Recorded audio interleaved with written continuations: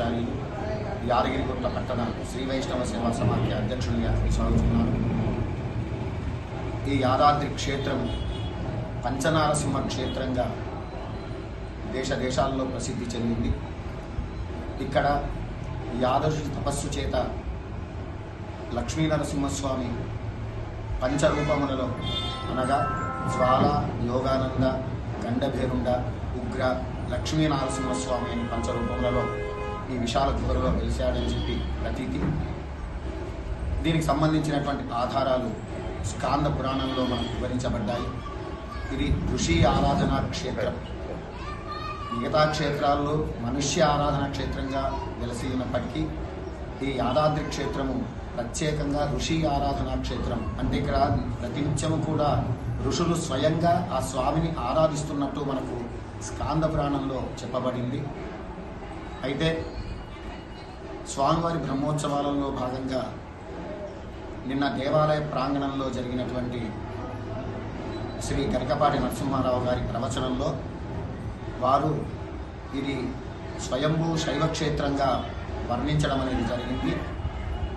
ఇది చాలా తప్పు. దీనిని మేము సమాఖ్య తరపున ఖండిస్తున్నాము. వారికి తీవ్రంగా హెచ్చరికలు కూడా మేము జారీ చేస్తున్నాము. ఇది స్వయంభూ శైవక్షేత్రం కాదు, ఇది స్వయంభూ పంచనారసింహ క్షేత్రము మాత్రమే.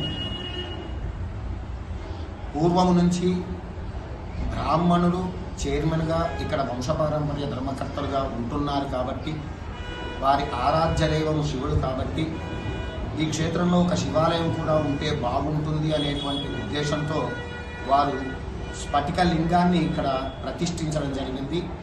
ఇది ఇక్కడ ఉన్నటువంటి దేవాలయము స్ఫటికలింగ రూపంలో ఉన్నటువంటి ప్రతిష్ఠ చేయబడినటువంటి శివాలయమే కానీ స్వయంభూ శివాలయము కాదు. దీనికి సంబంధించినటువంటి ఆధారాలన్నీ కూడా మన దగ్గర ఉన్నాయి. దయచేసి దీనిని స్వయంభూ శైవక్షేత్రంగా మీరు ఇలాగే కంటిన్యూ చేస్తే మాత్రము మేము తీవ్రంగా చర్యలు తీసుకోవాల్సినటువంటి పరిస్థితి ఉంటుంది. కాబట్టి దయచేసి గరికపాటి నరసింహారావు గారు మీకు మరొక్కసారి విన్నపం చేసుకుంటున్నాము.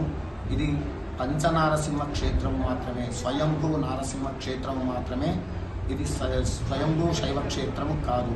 దీనిని గమనించి మీరు ప్రవచనాన్ని చెప్పగలరని, అంతేకాకుండా మీ ప్రవచనంలో నృసింహ ఆవిర్భావం మాత్రమే చెప్పాలి.